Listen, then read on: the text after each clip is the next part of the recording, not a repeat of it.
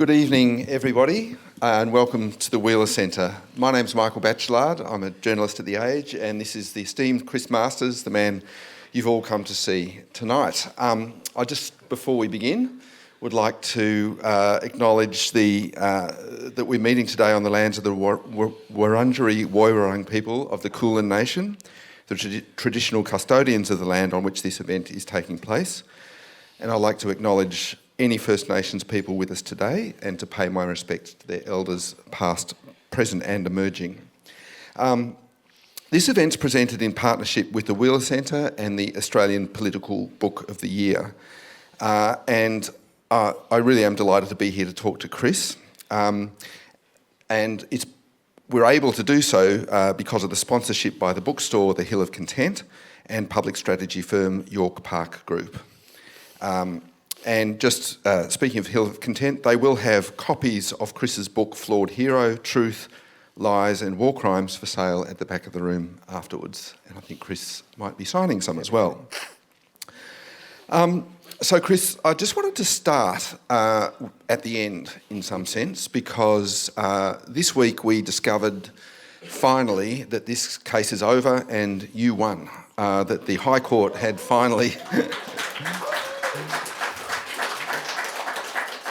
finally ruled that Ben Robert-Smith had no grounds of appeal and that the finding that he, to the civil standard of proof, was a war criminal was sound. Tell me how that felt.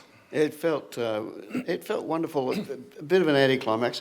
I think it actually meant more to my wife than to me, in that she's the one who fears losing the house and all that sort of stuff. I've regrettably become conditioned to being sued. And so I worried about it. Of course I worried about it. I sort of think of that wake-in fright, like I called some of the earlier defamation actions that I dealt with my death by 1,000 courts because they were just relentless. And what people who don't go through this don't realise is that every morning when you wake up, it's still there, and it just goes on for years and years and years. I think it killed my sense of humour. It killed everything, Oh, don't say that. We're hoping to entertain the audience tonight. Yeah. Anyway, it was a trial. I mean, when you think about it, we crossed swords with Ben Robert-Smith in 2017. We published the material. The Age published the material that led to the defamation writ in 2018, but probably right going back to about 2006, almost 20 years ago, was when the first murmurs of misconduct in Afghanistan happened. So it's been there for a long time. And of course, it's not really over. It's just one chapter has passed. Well, tell us a little bit about the other chapters, because what emerges out of this High Court, I almost expected when the High Court judgment came down that we'd be having, an arrest that afternoon of Robert-Smith on the next stage of proceedings, which should be criminal charges laid by the police and prosecuted by the state, as opposed to being defended by a media company. Do you expect that to happen? I do, and we've all wondered why it hasn't happened. I mean, in the trial itself, in the civil action, matters came forward about Robert-Smith intimidating witnesses. The evidence was very strong, and I thought, they would clearly lead to charges, and Nick and I both wondered.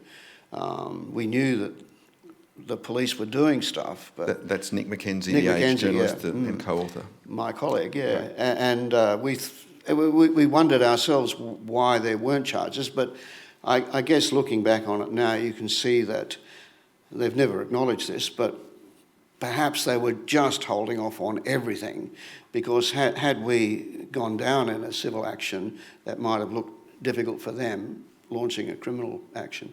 So is there any murmurs or word that you're hearing out of the Director of Public Prosecutions or the Office of the Special Investigator about what might happen next? Well, I still think we were lucky, Michael, that COVID happened. We could have lost that case. It was a brutal case. In many respects, we thought of it as a game of numbers, It was very hard to get witnesses from the SAS to speak against one of their brothers Robert Smith knew that, and he thought that even if we could find 10 or 20 who would, he'd find 25 or 35 who would say, no, that didn't happen. So it was always scary, and I think that when COVID came along, it gave us an opportunity to reach a bit further, to do some more work, and bit by bit by bit. And that was because of a delay in the proceedings, because you couldn't gather in the courtroom, right? Yeah, that's right. And I think those delays over time have worked against Robert Smith to some degree, because he came into this with a very strong base. Here's a Victoria Cross. The public esteem was massive. The notion that you would challenge a war hero wasn't something that went over well with the public.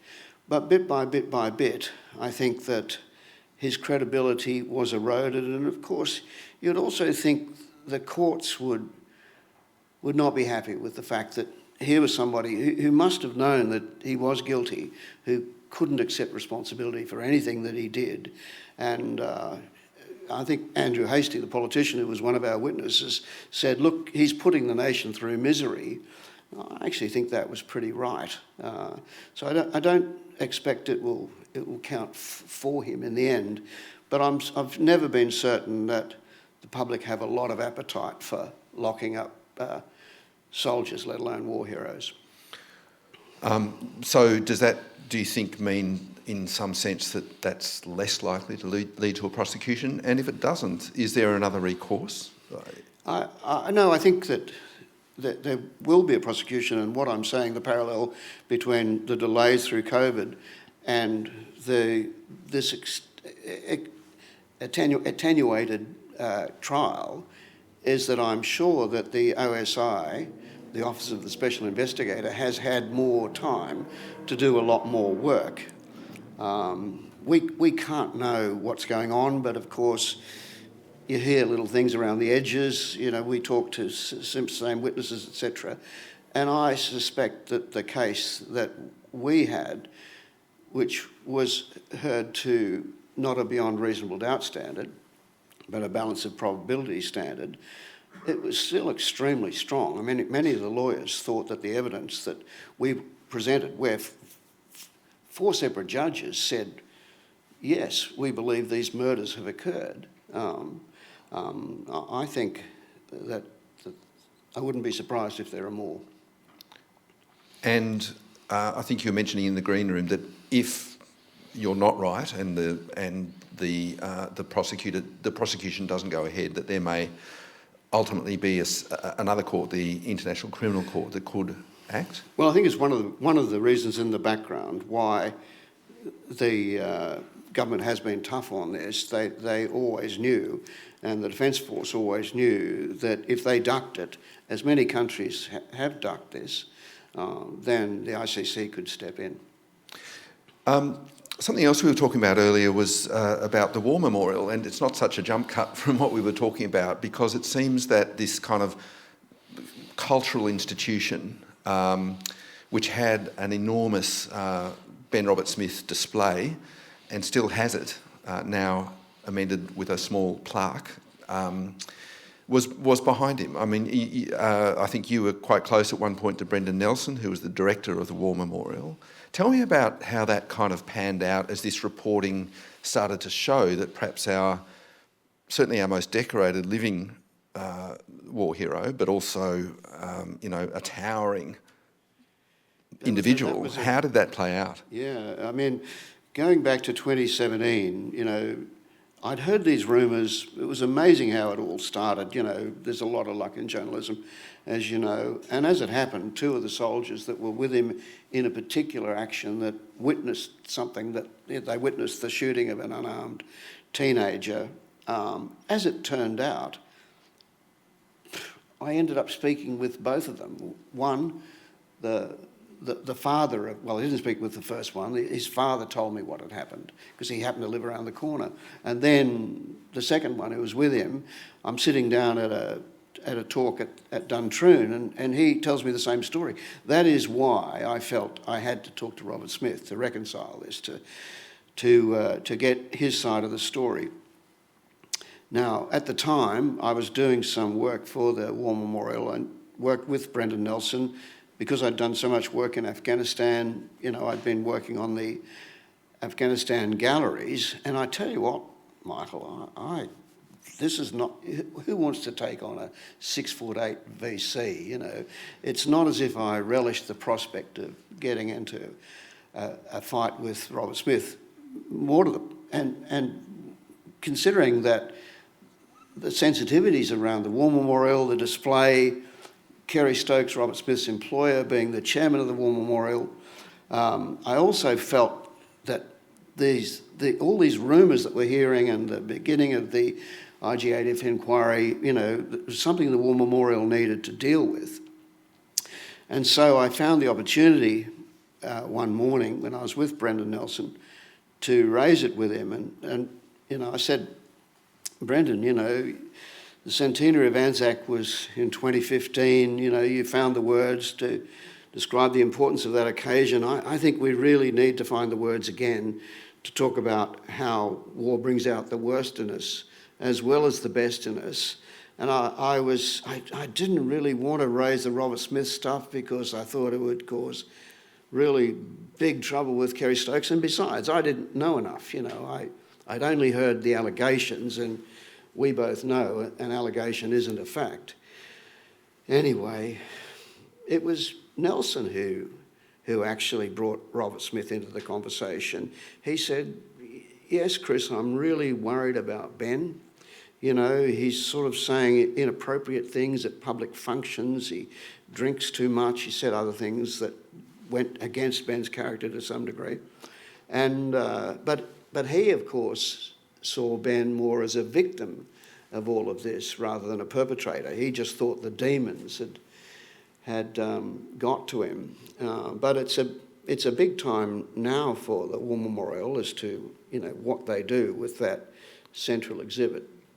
Do you think there's criticism, particularly with the new, very large and very expensive extension to the War Memorial, but in general, that it's got a bit more theme park-ised? Yes. That it's not looking at the suffering and hardship and tragedy and difficulty of war? It's a great place to go to, but, you know, the focus is on courage and sacrifice. I just want to take you to what the Governor-General said when it was opened in 1941. It was the product of Charles Bean, of course, another journalist and the author of Anzac. And Gowrie said it would act not only as a record of the heroic deeds of those who fought and fell in the last war, but would also be a reminder for future generations of the brutality and utter futility of modern war. You know, when Brendan Nelson spoke, he said about the extension that this is for veterans, it's for them and their families. He's, quote, "It is within that building that we reveal our character as people and reveal our soul." Well, I say, you know, it also reveals our dark heart, and that's the story that they're missing. I don't see why they can't have Robert Smith there, but do what we tried to do and simply tell the truth, that war does bring out the worst in us as well as the best in us. Speaking of telling the truth, this book does a few things. It talks very much about the legal process in a defamation case, a singular defamation case. It talks about war crimes and moral injury and the kinds of character that is brought out in people by war, and we'll talk a little bit about that later. But it's also, in essence, in part, a sort of a paean to journalism, to investigative journalism, to the difficulties of it and the importance of it. And after another recent defamation case, you can quote the former Governor-General, I will quote myself, in a piece I wrote after a recent defamation case, that writing investigative journalism about big-name people is sometimes about right-sizing their reputation. If their reputation is overblown, bringing it back to its appropriate level. And that's essentially what you've done here. But, you know, it's not your first rodeo when it comes to investigative journalism. Would you say this was the biggest story you've done, the most stressful story? Yes, I think the challenges were massive. You know, think back to this guy is a war hero. He's got a Victoria Cross. He's got massive. There's public adulation. Australia is besotted with Anzac. So, as somebody said to me, warned me at that time, that critical time when I was beginning to challenge him, you know, it's like shooting Bambi. Very large, intimidating-looking Bambi. That's right, yeah, and a very litigious Bambi, as it happened. Anyway,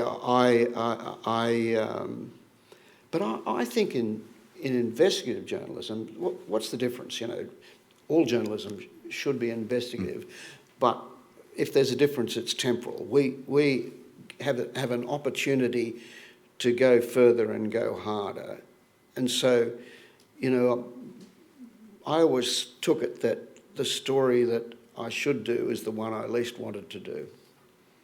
That's why I did the Alan Jones stuff. You know, you can imagine, you know, if you take on another broadcaster, how hard that's going to be. So this one, you know, taking on a war hero, I don't know what's wrong with me, Michael. I'm an absolute masochist, yeah. I could see it was important, and it was fabulous to have an ally like Nick Mackenzie. So what does drive you? What drives you through those moments and those, you know, waking up every morning with the sword of Damocles over your head?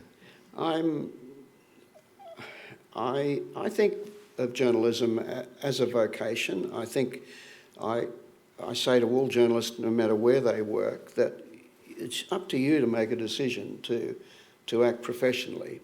And I think we have professional responsibilities, and it's not I like that notion that journalism should be about what makes you make what is important interesting, rather than you make what is interesting important. And I think that that's the black art of it. That is why it is enormously valuable to the public. You know, critical thinking is enormously valuable. I think when I feel my industry declining around me, I worry much more about the skills base than I do about, say, ideology. You know, whether we're too far to the left or too far to the right. I think what we need are people like Nick Mackenzie, who are prepared to go hard. Do you know what? I mean, I'll have trouble explaining why I do it. I think Nick and I are different in a lot of ways, but similar in some respects. That, you know, some people might say we just get obsessive about it. I don't say that, because I think you've got to maintain objectivity.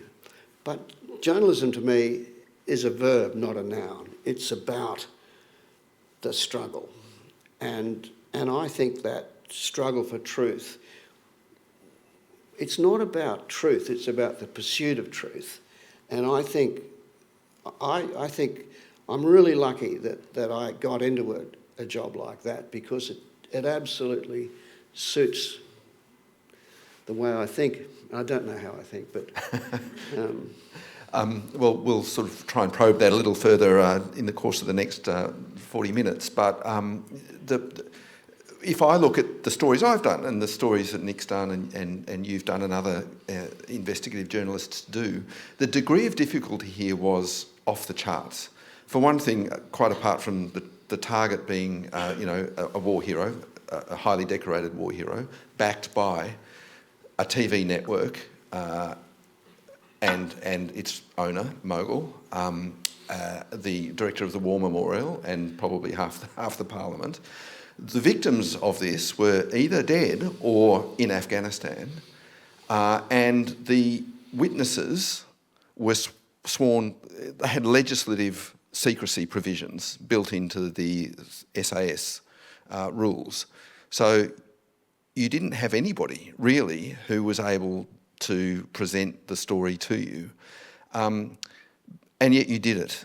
Can you give us a little bit of an insight into how? It's interesting. We often say that the best journalism, pure journalism, is outside the tent journalism, that so much journalism is public relations, it's fed to us. Sports journalism is pretty much controlled by the sporting organisations, etc. And if you're a rounds reporter and you offend them, the drip gets turned off.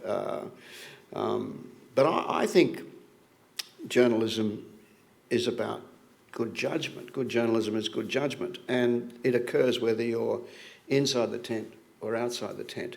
So the critical beginning of this was me being embedded in Afghanistan on 3 separate occasions, which meant that I made contacts. I learned a lot, and the critics, and there were plenty of critics who would say, well, you're controlled. You're not going to be able to report anything that they don't want reported.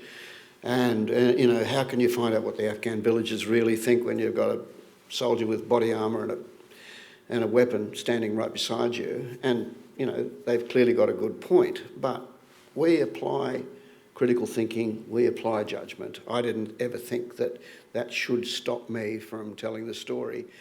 The upside of it was that I came to be trusted. Now, I think that, I've always thought that we are the storytellers, not the story, so my job was to tell their story. And having been there a few times and reported quite a bit, and a couple of soldiers were killed on my watch, right when I was there. And I think they respected the fact that not only was I there with them and exposing myself to risk, but I was telling their story, not mine. And that's what led the SAS guys to come to me in the first place. It's another good example of the importance of the Fourth Estate. They were terribly troubled by what was going on, but they didn't think anybody wanted to know about it. If they were reporting to senior command, it just seemed to go nowhere. By that stage, Ben Roberts-Smith was a protected species. He's a VC. Nobody wanted, and that was one of the ironies of it. Once he got the VC, he seemed to get a license to do whatever he wanted. And unfortunately, within that sort of alpha male environment, he had this vision of himself as a killing machine. Brendan Nelson said to me at one stage, going back to that conversation, yeah, I'm worried about Ben. He's told me he's killed 84 men, and when I talked to the other SAS blokes about it, they sort of said, well, if he's killed 84 men, there'd be very few of them that...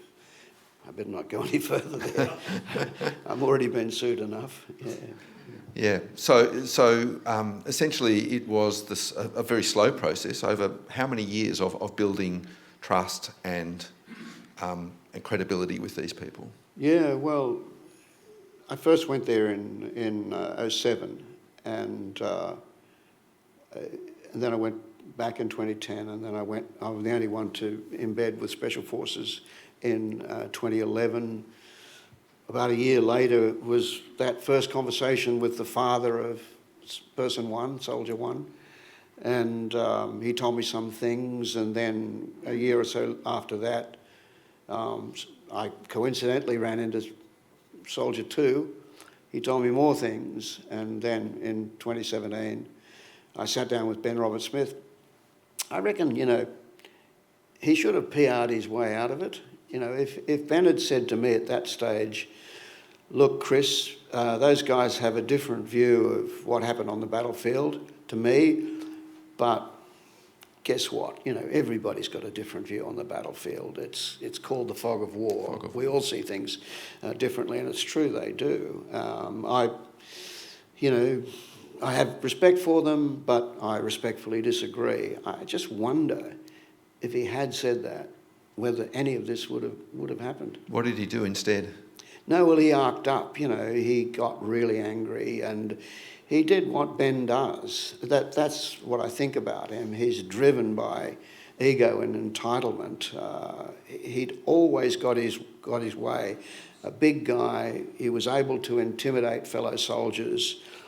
Very privileged. His father is a judge and a major general, so he intimidated the officer corps as well.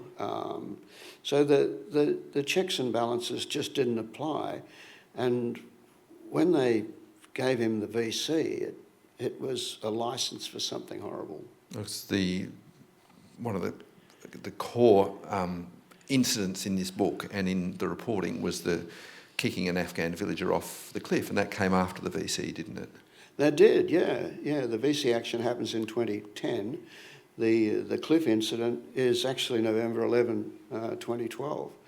And I was shocked to the core when I heard it, because I must admit, I've always admired the Australian soldier. I mean, I was in Rwanda with them in 2004, and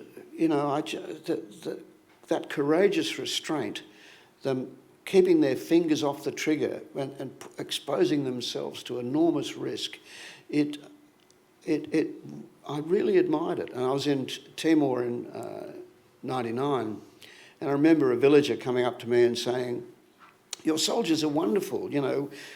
We are used to soldiers, the Indonesian soldiers, being predatory. We lock up our daughters, so to speak. But these Australian soldiers, they were protecting us." So I was admiring, and I still am to a degree admiring. I thought that there was something about Australian civil values and the volunteer system that meant that we sort of understand that we're on the side of the innocent. And I met plenty of soldiers in Afghanistan too, and I admired their bravery in trying to help blighted people and taking great risks in doing so. So when I heard this story of the incident at Darwan, where this soldier cruelly kicks a man off the cliff, and the way it was described to me was that he spiraled down and his face hit the inner wall and his teeth sprayed out, and they saw this splash of blood, and he lands in the dry creek bed below. And then 3 Australian soldiers go down, cart him off under an almond tree, and one of them shoots him dead. I naively thought to myself, I didn't think Australian soldiers did that, So I suppose that was another motivation. When you hear things like that, it had veracity. There was, even though we both know that we need corroboration, and that's another good story too, because we didn't have corroboration at that time, but I think it gave Nick and myself the motivation to keep going, because there was detail in there that seemed to indicate that it had truth to it somewhere. So what happens next? We have to somehow corroborate it, and we knew that we weren't going to do so within the SAS. The cone of silence. This is an interesting thing about battlefield reporting. Nobody, even the ones who didn't do anything wrong, don't want to report on their comrades, because having each other's back is everything. And but we thought that there are other units who are with them who aren't so much part of that mob mentality. People like the interpreters, the intelligence people they called the bears, the communications people. And sure enough, Nick got on to the interpreter who was there.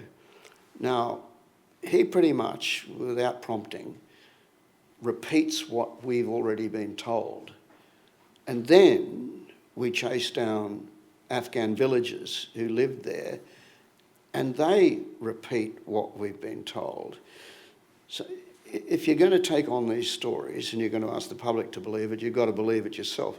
So why wouldn't we believe that? We've heard the same story from 3 different points of the globe. There can't be a conspiracy.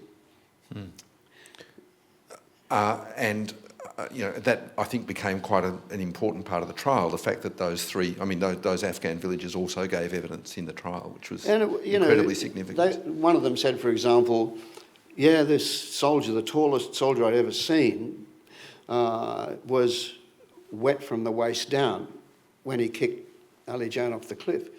Now, as it happened, Ben Roberts-Smith had crossed a river that day. He'd be the only soldier who did it. So he was wet from the waist down. There was a lot of good corroborative detail. So while you and Nick are on this incredibly difficult, legally perilous, expensive quest to find out what happened and to prove the truth, you said earlier you should be telling the story, not being the story, but some other media outlets were making you the story. Tell us about the sort of spoiling campaign from some other media outlets. Yeah, that was what was worst about it. You know, we like to think that competition is healthy, but I think often in the media it's not. You know, it's like you get criticised if your competitor does well, and I just thought they'd lost the plot. I mean, it's good when media organisations follow up each other's work because, you know, the public get a better picture of it, but that just doesn't seem to happen these days, you know, and where, you know, people will ignore each other's work, and you can kind of understand that, but to actually attack it, that really got to me, because I thought these people who are attacking us, they know full well how hard this is, you know, they're journalists too, but you know, they were absolutely on a mission, and part of that sort of waking in fright was waking up to yet another Australian headline with a picture of us on the cover. Amazing. And have you had any conversations with any of those reporters since, or has anybody acknowledged that they were on the wrong side of history? There's a kind of weird silence about it all. I was at a function recently where there were a bunch of people from the rival networks there, and everybody was reasonably friendly, and I made a small speech, and it was sharp-toothed. but no, they didn't say anything. But they've got their allies too. There are plenty of members of the public who will take us on to this day and see us as traitors. I mean, the Australian Ben Roberts-Smith called me un-Australian when I dared to challenge him back in 27. And I think there is a strong view, an enduring view, that we shouldn't have done what we did. We had no right as civilians to second-guess the actions of a combat soldier risking his life. And that, as you say, continues to today. Do you still get those kind of hostile, you shouldn't have been there, you shouldn't have reported this, you're a traitor, those kinds of things? Yeah. How do you respond to that?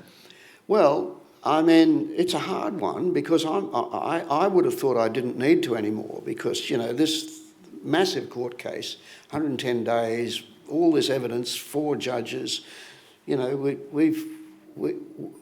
pleaded truth, and we won that argument, but not with a great many people. So it pretty much goes like this. Well, you know, journalists shouldn't be on the battlefield, you've got no right. These people risk their lives for your safety, you know, you've got no right. And I say, look, an innocent man gets pushed to his knees, he represents no threat, and his brains are blown out. So you're all right with that, are you? And they say, you know, it's war. Well, it's not war. That's murder. Standards matter. There are rules, you know. We do sign on to Geneva Convention if others don't. Moral authority on the battlefield is everything, particularly in modern conflict. I mean, I can make these arguments, they don't seem to get through, but one, clearly morally wrong to murder a defenceless person. Two, strategically wrong because it turned everybody in that village against us. It increased the risk to Robert Smith himself and the soldiers around him because they knew that it was an unlawful killing. They hated us forever because of that. That's the one thing I saw in Afghanistan that made me worry. I saw the hatred in the eyes of people. And three, in a sense, perhaps the main reason that people spoke up at the end of the day is that the young soldier who was forced to do it, to pull the trigger, he can't get over it. You know, his life is essentially over. We want to think of ourselves as being on the right side of humanity, but those soldiers who'd won that Sandy Beret, you know, they're very good at what they do. Professional soldiers put a life's work into winning it. They want to come back from a combat zone feeling like they're on the right side, they've done the right thing. Well, they don't feel like that, you know. What was happening is that they'd come back, their marriages had collapsed, they'd end up living and drinking all night in some bachelor's quarters somewhere because you can't,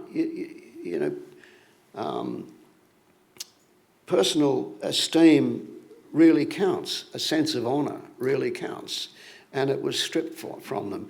It's the biggest reason that the soldiers who spoke up, who demonstrated real moral courage, did it. I mean, a lot of them are pragmatists too, and some of them said things like, look, Chris, I didn't really mind that bloke being shot because a day later he might have shot us, but I just don't think they should have made that young bloke do it.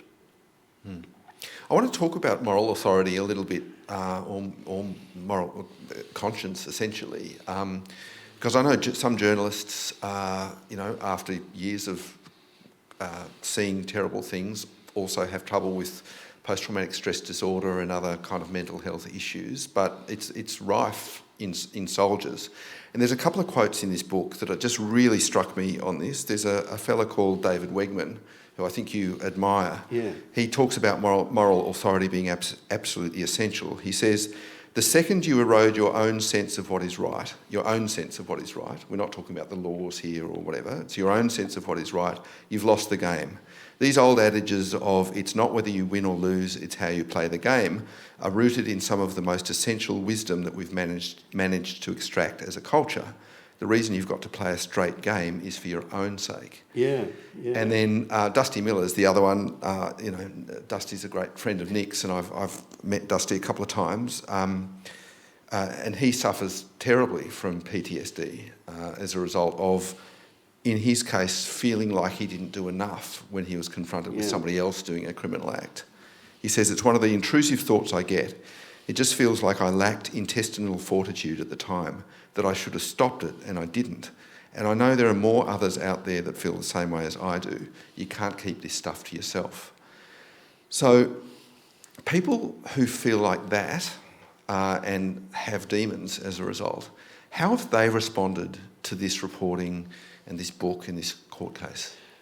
It has been cathartic for some, it's been a great relief for some. It was interesting actually because the witnesses that were brought to court, many of them under subpoena, they hated the idea of it. Some of it even said in court, look, I'm here, I've got no choice but to tell the truth, but I don't want that man to go to jail,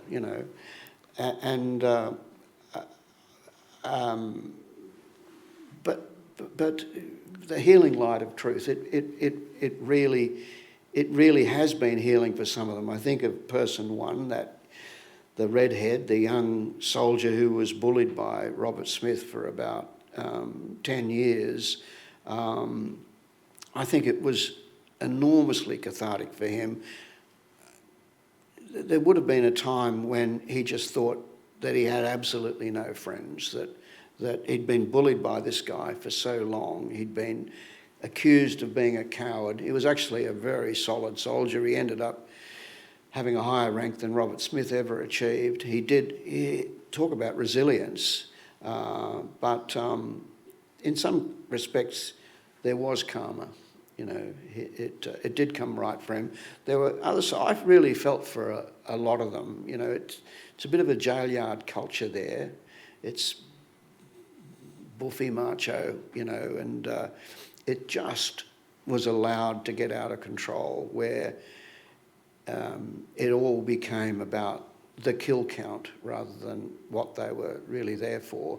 And that, I think, reflects an appalling lack of leadership.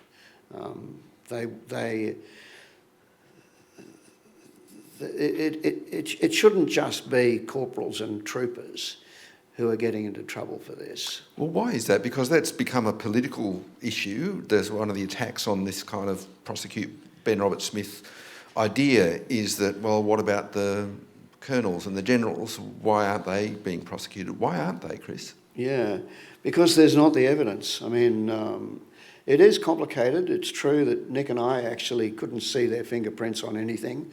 But what I came to believe is that they just failed to ask questions. There was a suspension of curiosity, and I suspect it was deliberate. Do you think they too were sort of overtaken by the warrior culture?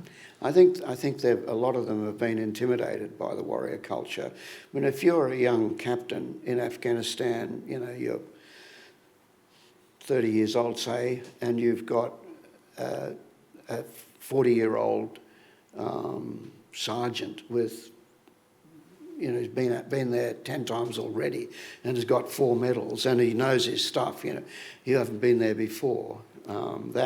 That is intimidating, and it's something that clearly went wrong. That NCO mafia was able to take over. And was there something, you've referred to people, I think in the book and certainly in conversation with me, to people going up the Congo, the Joseph Conrad quote from Heart of Darkness. Yeah. Why? Why did people go up the Congo in Afghanistan? You know,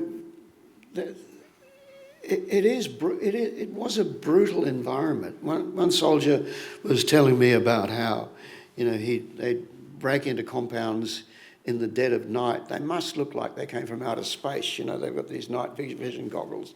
They're all in body armour. They've got, you know, assault rifles. He said he trod on something and he looked down and he pulled a blanket back and he saw a little girl, you know, and he saw her looking into his face. He would have been looking into the face of a monster. You know, think how terrifying that must have been. It wasn't, as it turned out, thankfully in a way, not only terrifying for the little girl, but for the soldier himself. He had to stop and take stock of what was going on. So I spoke to the female soldier who went there and for a full deployment, and you see a lot of rotten things, you know. Myself saw a disabled child abandoned. The Afghans were saying, well, you know, we can't help her. And look, who was going to help her? And this female soldier told me, Chris, I just came back with a broken heart. It broke my heart to see all this. And I mean...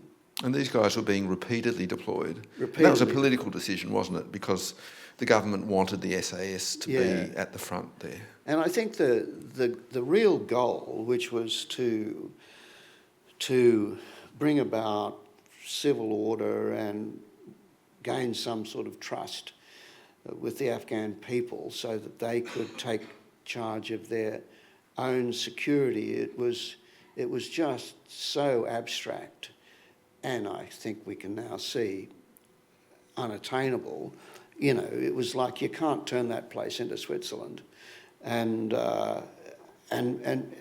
given that the goal was abstract and wasn't being communicated well enough by command, I think Ben Roberts-Smith had a kill board on his door. And in 2012, when the Alijan thing happened, etc., he was heard saying, "We've got 18, we need 2 more." And I think for them, that's what it came about. It was about kill counts, and we'd known since Vietnam that that's actually a really poor metric for success in a peacekeeping mission. For better or worse, I think anyway, the Anzac myth is kind of our founding story, our founding myth. Where does this reporting and these incidents and what we now know, where does this leave that in terms of our national identity? No, thank you for asking that. I don't like to think that this story is a challenge. The Anzac myth is born of the notion that we are tough and fair, and that we bring our values to the battlefield. I think that they've been sustained by. I think things like what happened with Robert Smith, that's been happening through the history of warfare. We shouldn't really be surprised about it. The notion that we're special and different, that Anzac bestows on us a sort of warrior culture, that there's some sort of martial force within the Australian character, that's absolute nonsense. We can be good fighters if we're well trained and we're well led and well equipped, but you would like to think that the integrity would hold, and it did. I can't say their names, but Person 7, a terrific man, very, very proud of him. He's put up with so much. He'd be having lonely Anzac days these days because, regrettably, within the sort of the rump of the place, people will still cling to this sophistry that what matters most is having your mates back rather than calling out a war crime. But he said of in the courtroom over when the description of what happened to Ali Jan, he said, "Do you think if I hear something like that, I'm going to walk away from it? That I can't, that I have to kind of try to forget it?" No,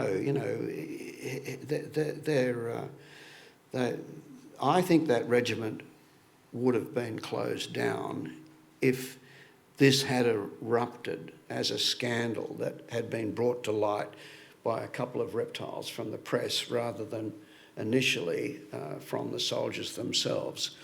But I don't think they'll ever be thanked by many of their friends, by comrades.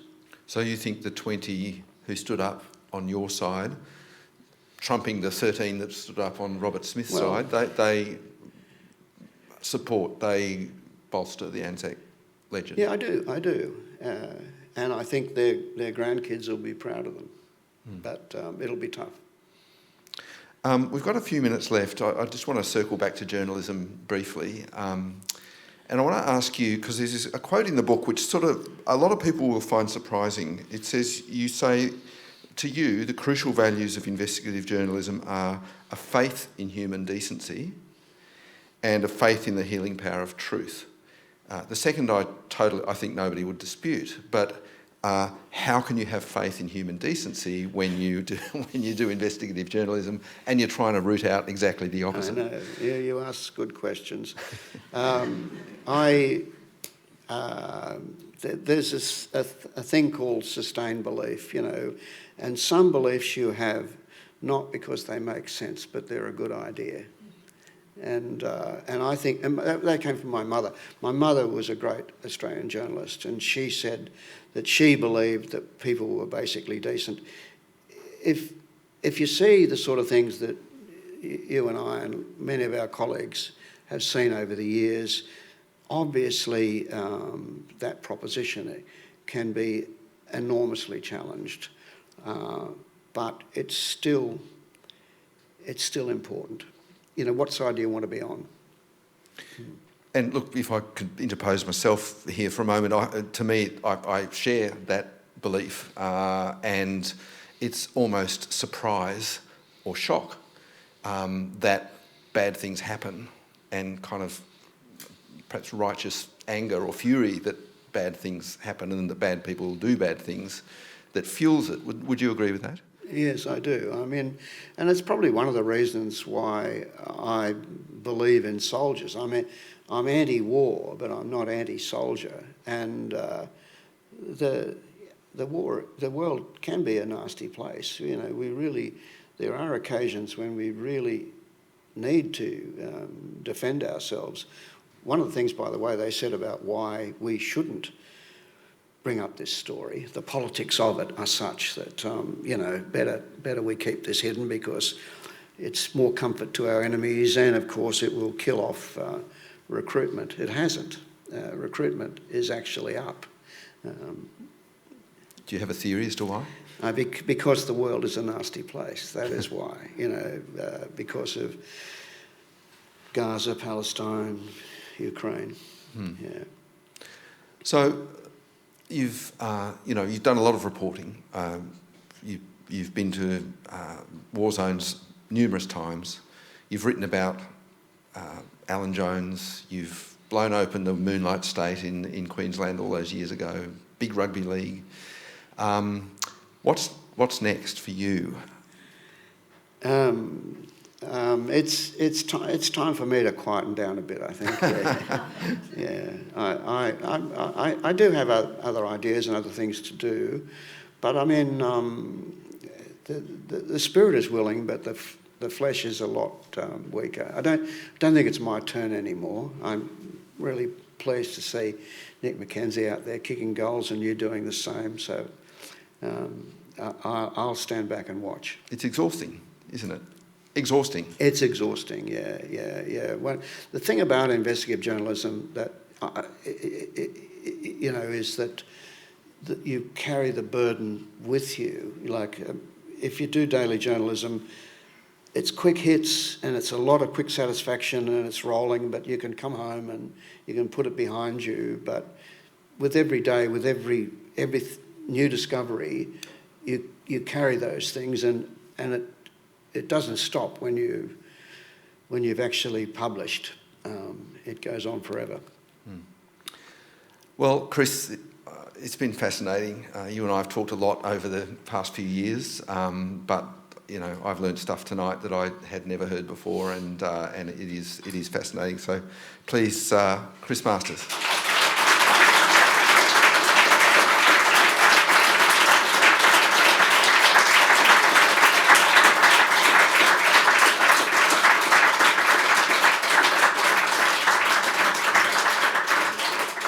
Thank you for your service, as they say.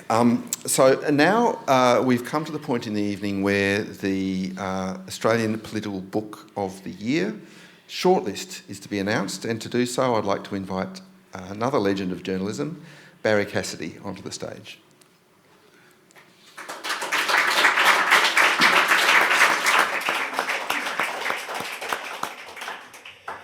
Well, thank you, Michael. Whenever I hear Chris speak, I'm always struck by the fact that people probably think that investigative journalists have nerves of steel.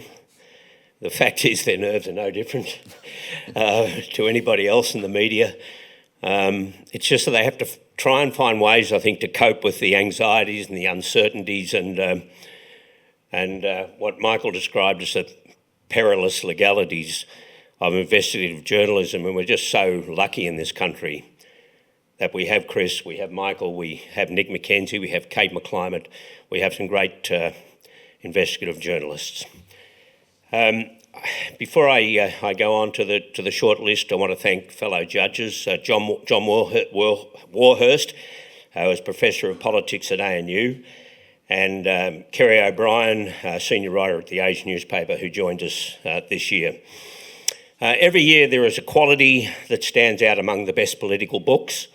This year, it's the depth of the research. It's painstaking, relentless research, backing up the quality of the writing.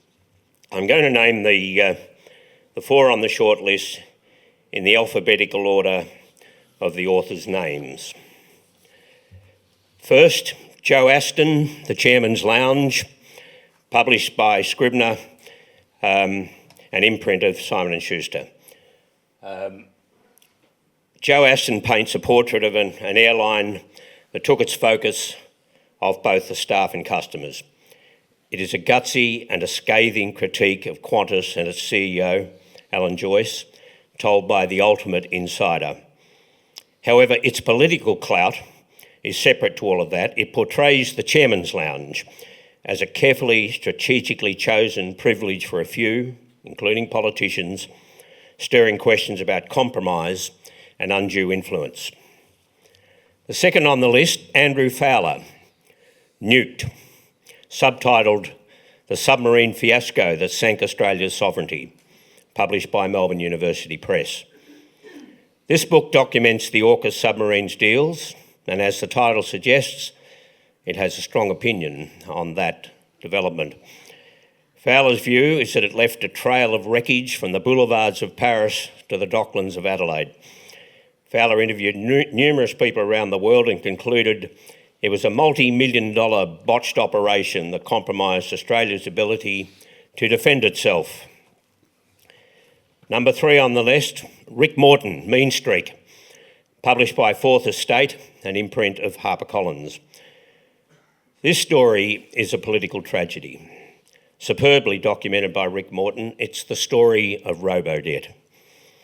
It's a detailed account, as the title suggests, of one of the meanest periods in Australian politics. So many Australians on welfare were pursued relentlessly for fake debts.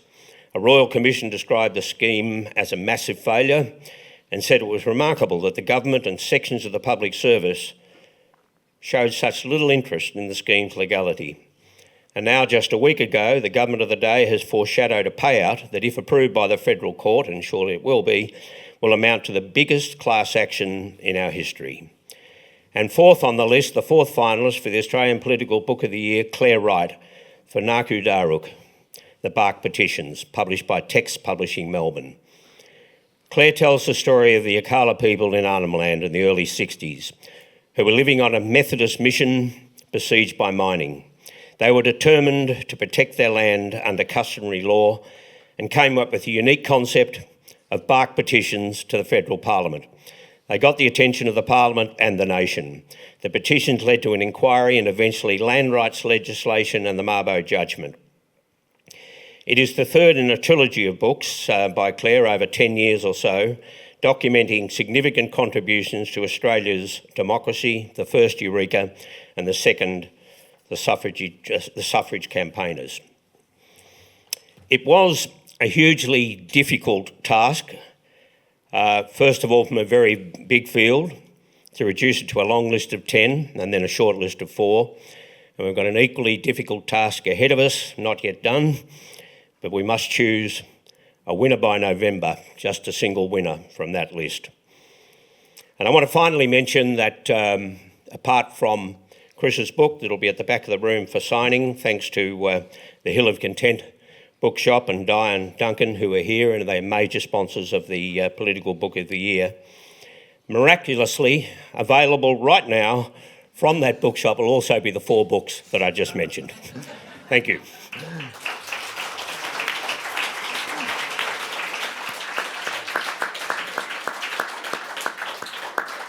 Thank you very much, Barrie. Thank you, Chris. Thank you to all of you for coming out on a balmy evening, and thank you to Hill of Content for the books and to the Wheeler Centre for hosting us. And that's it from us. Thank you.